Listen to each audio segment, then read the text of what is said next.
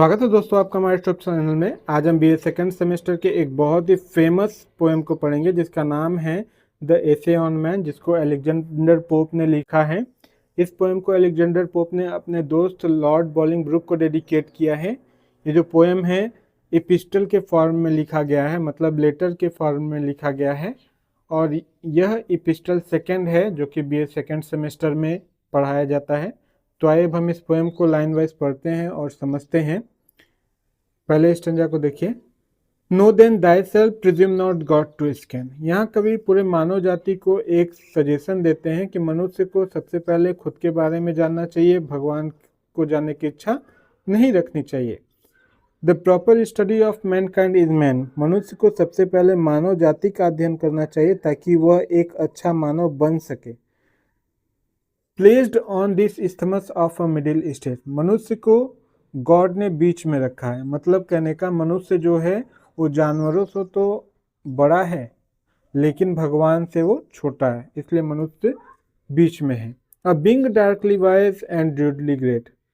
मानव के पास केवल उतना ही ज्ञान है जिससे वो भगवान के बारे में बता सकता है, भगवान को जान सकता है, भगवान को समझ सकता है, लेकिन उसके पास उतना ज्ञान नहीं है जिससे कि वह उस ज्ञान का दावा कर सके। With too much knowledge for the sceptic side.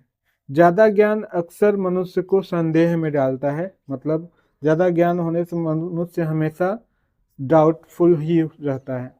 आगे देखते हैं।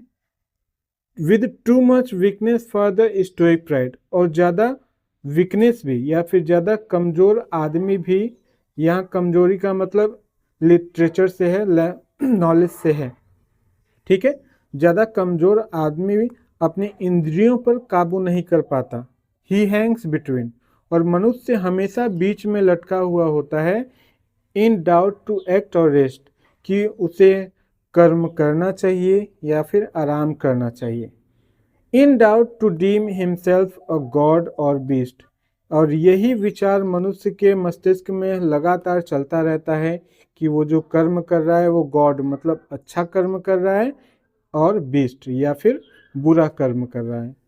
इन डाउट हिज माइंड और बॉडी टू प्रीफर। और यही संदेह मनुष्य के मस्तिष्क और उसके शरीर में लगातार चलता रहता है, और मनुष्य समझ नहीं पाता है कि बॉर्न बट टू डाई, कि मनुष्य का ये जो जन्म हुआ है उसका उद्देश्य केवल मरना ही है, या फिर and reasoning but to error, या फिर सही गलत करना है, मतलब सही गलत का प्रश्न पूछना है। Alike in ignorance. इसी अज्ञानता के साथ मनुष्य जो है वो हमेशा इसी अज्ञानता वाले विचारों को करता रहता है। हिज रीजन सच। और मनुष्य का ये जो विचार है इसी प्रकार से सभी चीज़ों में लगा रहता है कि वो जो कर्म कर रहा है सही कर रहा है कि गलत कर रहा है। उसका जो जीवन है मिला है वो केवल उसका उद्देश्य मरना ही है कि कुछ अच्छे कर्म भी करना है, ठीक है। आइए आगे देखते हैं। Whether he thinks too little or too much. मनुष्य को ये भी नहीं पता है कि उसे कहाँ पर ज़्यादा सोचने की आवश्यकता है और उसे कहाँ पर कम सोचना की आवश्यकता है। Choice of thought and passion all confused still by himself. और चॉइस ऑफ थॉट, यही विचार मनुष्य के मस्तिष्क में लगातार चलता रहता है, मतलब मनुष्य जो है इन्हीं विचारों से जूझता रहता है। And passion all confuse. और मनुष्य की जो सारी इच्छाएं हैं वो इन्हीं में व्यस्त रहती हैं या फिर इन्हीं संदेहों से जूझती रहती हैं।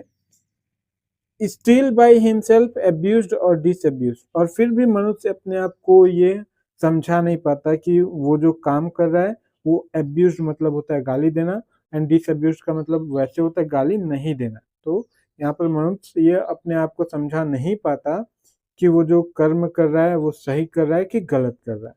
Created half to rise and half to fall. और मनुष्य जो है वो आधा तो उठा हुआ है लेकिन आधा गिरा हुआ है। कहने का मतलब मनुष्य जो है सही कर्म करता है लेकिन उसके साथ साथ वो गलत कर्म भी वो कर देता है।